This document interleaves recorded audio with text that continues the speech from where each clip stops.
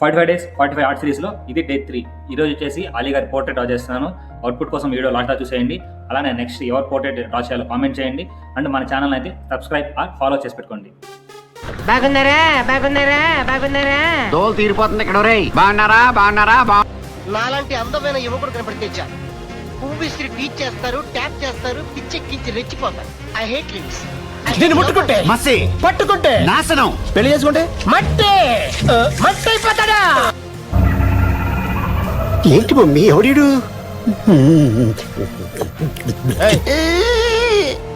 ఏంట్రా ఏంటి ఏడుస్తున్నావు? ఏంట్రా ఈ సొసైటీ నన్ను సైకో అని ముద్రేసింది.